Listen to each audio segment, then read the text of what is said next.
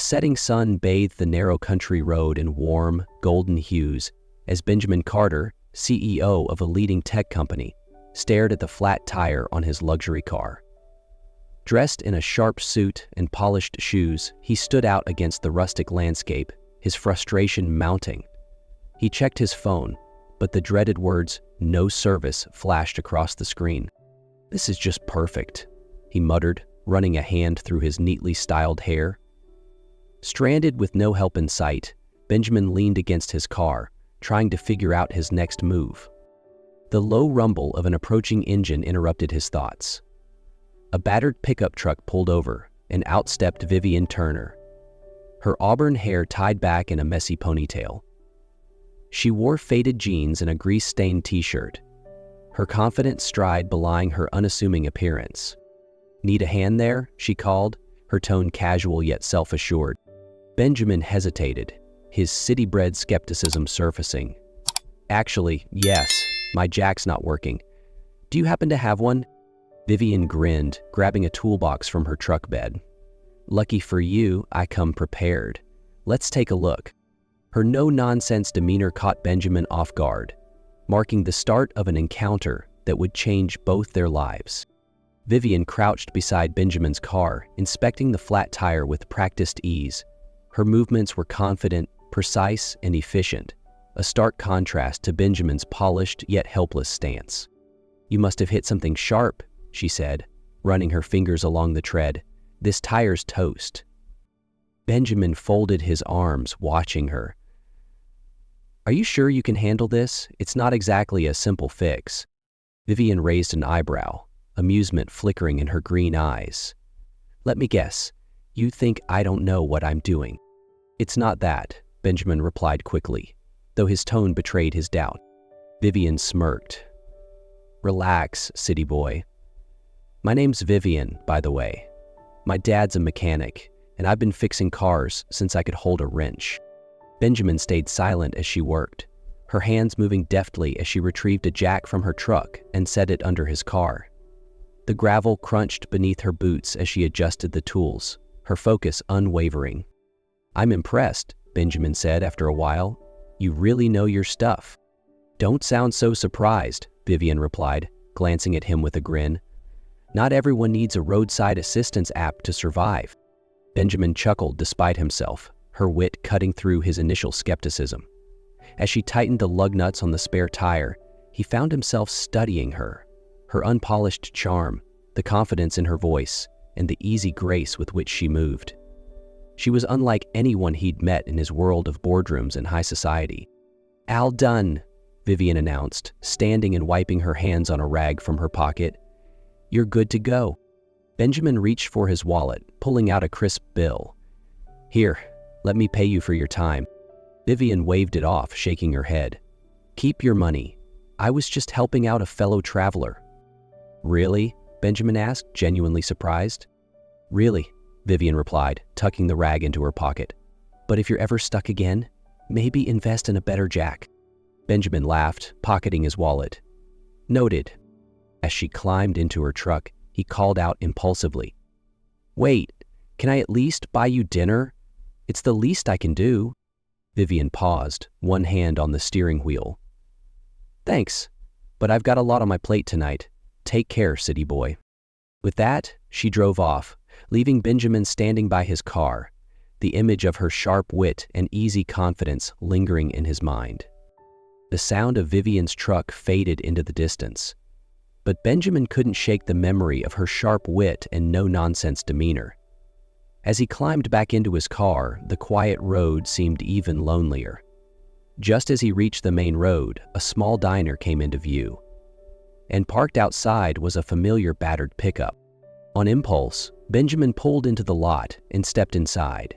The diner buzzed with casual chatter and the clatter of dishes, a far cry from the upscale restaurants he frequented. Vivian sat at the counter, sipping coffee from a chipped mug while flipping through a dog-eared repair manual. She looked completely at ease, her unpretentious presence standing out in the cozy atmosphere. Clearing his throat, Benjamin approached. "I thought you had a lot on your plate tonight." Vivian turned, startled at first, but her lips quickly curved into a wry smile. "And I thought city boys didn't hang out in places like this." "Touche," Benjamin said, raising his hands in mock surrender. "Look, I owe you one. Let me at least buy you dinner." Vivian tilted her head, studying him. "Dinner, huh? No fancy restaurants or overpriced cocktails?" He chuckled. "Not tonight. I figured you'd prefer a cheeseburger over foie gras." Her laugh was light and genuine. "Fair enough. Have a seat." Benjamin slid onto the stool beside her, and a waitress came by to take their order: burgers, fries, and milkshakes. As they waited for their food, their conversation began to flow naturally. "So, you work at a garage?" Benjamin asked, leaning forward. "Yeah, my dad's place," Vivian replied. "I've been helping out since I was a kid. He taught me everything: how to fix engines, diagnose problems, you name it." "That's impressive," Benjamin said, genuinely intrigued. "Most people wouldn't know the first thing about fixing a flat tire, let alone an engine." Vivian shrugged, a modest smile tugging at her lips. "Most people don't grow up surrounded by cars and grease. But I love it. There's something satisfying about taking something broken and making it work again." Her words struck a chord with Benjamin, who found himself unexpectedly captivated by her passion. As their food arrived and the conversation turned to dreams and childhood memories, the stark differences in their worlds began to blur, replaced by a growing sense of connection. The next morning, Benjamin found himself lingering in town longer than expected, drawn by a desire to understand the world Vivian called home. After their conversation at the diner, she had lingered in his thoughts, her honesty and confidence a stark contrast to the superficiality of his usual social circles. Later that day, Benjamin invited Vivian for coffee at a quaint local cafe. The atmosphere was relaxed, with mismatched furniture and the aroma of freshly brewed coffee filling the air. They chatted about life, family, and dreams. Vivian opened up about her desire to travel, especially to Europe. "I'd love to see Italy," she said wistfully. "The old architecture, the winding streets, it just seems magical." "You should go," Benjamin said, his tone genuine. "Life's too short not to chase your dreams." Vivian smiled but quickly changed the subject. "What about you, city boy? What do you do?" "Oh, business stuff," Benjamin replied, feigning casualness. "Business is a big category," Vivian said, narrowing her eyes playfully. "Retail? Tech? Or selling mystery potions on street corners?" Benjamin laughed nervously, his carefully constructed facade starting to crack. "Tech," he admitted vaguely. Their banter was interrupted by the sound of a TV mounted on the wall. The news anchor's voice cut through the quiet cafe. In other news, Benjamin Carter, CEO of Carter Innovations, announced a major acquisition today, solidifying his position as one of the most influential young entrepreneurs in the country. Vivian turned toward the screen, her eyes widening as a photo of Benjamin appeared beside the news anchor. She stared for a moment, disbelief turning to betrayal. Slowly, she looked back at him. "So," she said evenly, her voice trembling with restrained emotion, "care to explain why the CEO of a tech empire is pretending to be a regular guy?" Benjamin hesitated, guilt flashing in his eyes. Vivian, Save it," she interrupted, rising to her feet, her chair scraping against the floor. "If you couldn't trust me with the truth, then how can I trust anything you've said?" She shook her head, her voice breaking slightly. "I thought we had something real, Benjamin. But maybe I was wrong." With that, she turned and left, the sound of the cafe door closing behind her echoing in Benjamin's mind as regret and realization sank in. Back in her father's garage, Vivian threw herself into work, trying to forget the sting of Benjamin's deception. But things were far from easy. A rival garage in town had started using underhanded tactics, spreading false reviews and offering unsustainable discounts to poach customers. The once buzzy shop now stood eerily quiet. Her father's health had also taken a turn for the worse, leaving Vivian to shoulder most of the workload. She spent long nights at the desk, crunching numbers, trying to figure out how to keep the business afloat. "We'll get through this, Dad," she reassured him, though her own voice wavered with doubt. Meanwhile, in the city, Benjamin couldn't get Vivian out of his mind. The memory of her strength, her passion, and the way she made him feel grounded gnawed at him.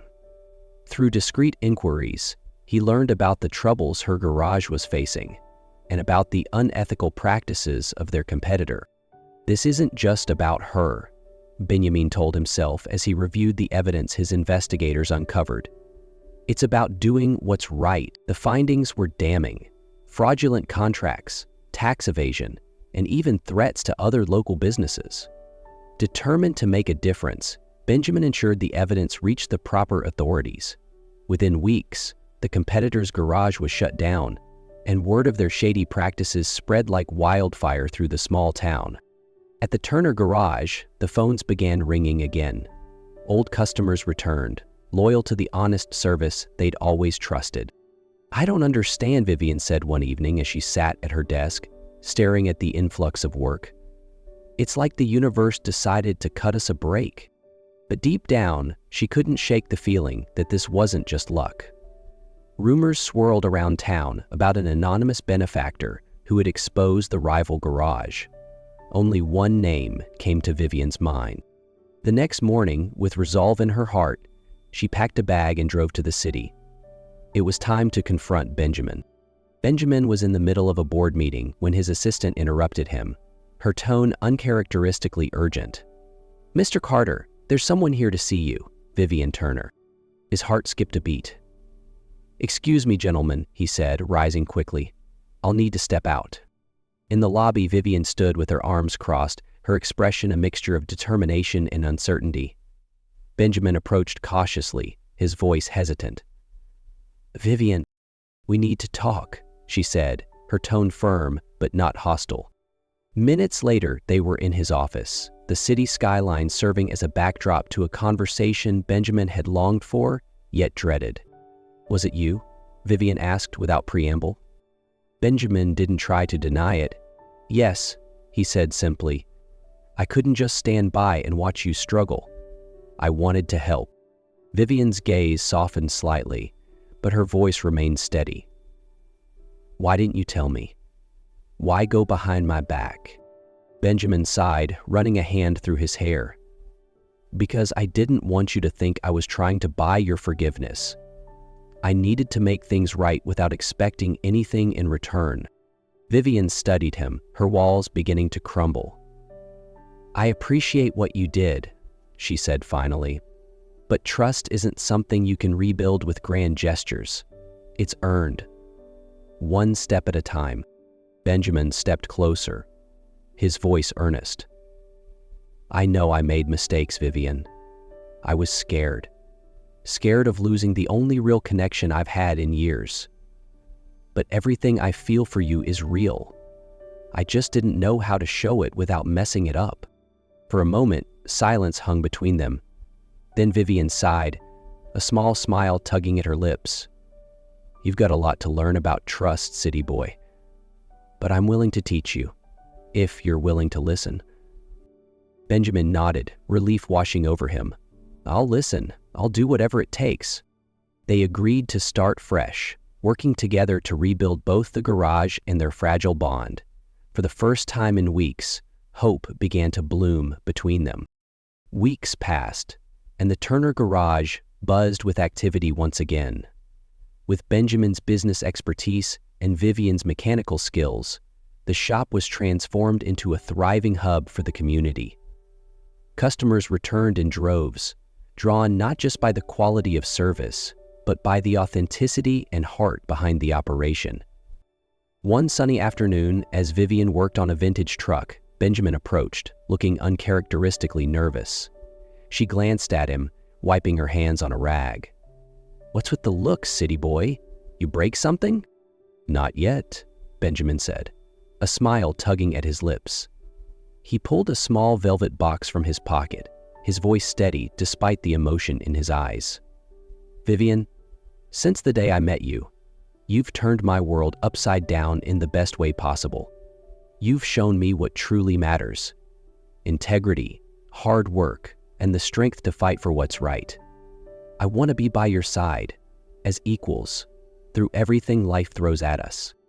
Vivian's eyes widened as he opened the box to reveal a simple yet elegant ring. "Will you let me be part of your journey?"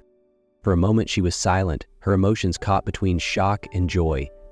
Then a smile broke across her face. "Only if we're equals in this partnership." Benjamin laughed softly, his hand steady as he slid the ring onto her finger. "Always," he said, his voice full of quiet conviction. For a moment, the world seemed to pause, and then cheers erupted from the garage staff and gathered locals, their voices ringing with joy and celebration. Vivian glanced around, her cheeks flushed, and then turned back to Benjamin, her smile wide and unrestrained. That evening, the garage was alive with celebration. String lights twinkled, tables overflowed with food, and laughter echoed as friends and family toasted to Benjamin and Vivian's future. As they danced under the stars, Benjamin pulled Vivian close. "Never thought a flat tire could lead to this," he said softly. Vivian grinned. "Neither did I, but I wouldn't change a thing." Together they looked toward a future built on love, trust, and the belief that even the most unexpected connections could change everything. As Benjamin and Vivian danced under the stars, surrounded by the warm glow of string lights and the cheers of friends, their journey felt like the perfect reminder that even the smallest moments can lead to extraordinary connections. If this story moved you, please give it a like and share it with someone who believes in the magic of unexpected encounters. And don't forget to subscribe to our channel for more heartwarming stories like this one. Together, let's celebrate the power of love, resilience, and the moments that truly matter. Thank you for being part of this journey. See you in the next story.